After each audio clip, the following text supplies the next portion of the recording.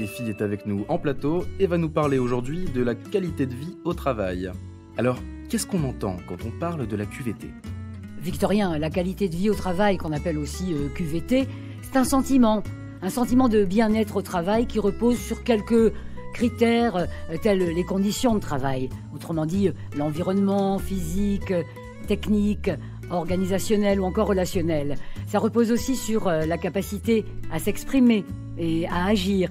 Et puis, bien entendu, sur le contenu du travail, l'autonomie au travail, la valeur du travail, ce qu'on y met en intention. Et puis aussi la conciliation entre la vie professionnelle et la vie privée. Ce sont des éléments essentiels pour qu'on se sente bien dans notre environnement professionnel et qu'on puisse ensuite mieux travailler ensemble.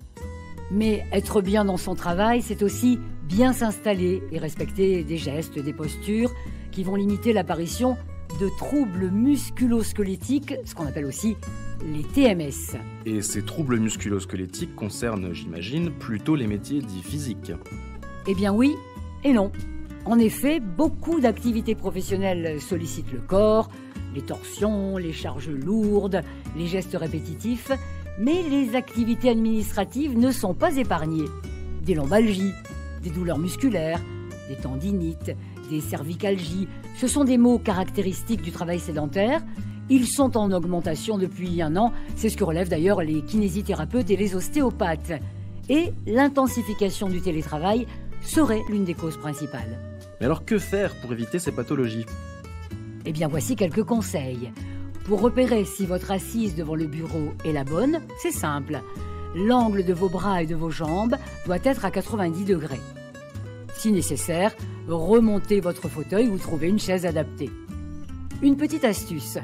Debout, vous devez veiller à ce que l'assise de votre fauteuil vous arrive juste au genou. Une fois bien assis, vous tendez votre bras et vos doigts, et si vous pouvez effleurer l'écran, c'est que la distance est la bonne. Et si j'ai 2 écrans ?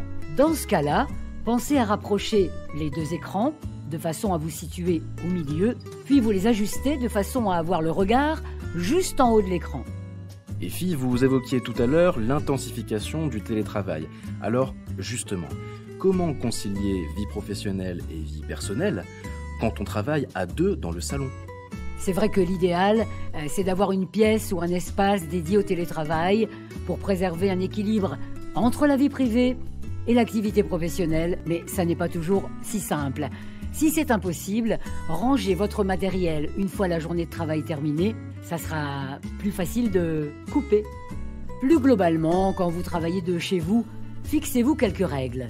La règle du 20-20-20. Faire un break de 20 secondes, toutes les 20 minutes, en regardant autre chose que votre écran, c'est-à-dire un objet situé à 20 pieds, enfin, à 6 mètres.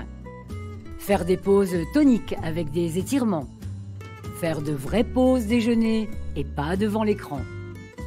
Gardez le contact avec vos collègues et profitez du gain de temps de route pour faire des exercices, de la marche et aller faire vos courses à pied. Merci Effie, et à bientôt pour votre prochaine chronique.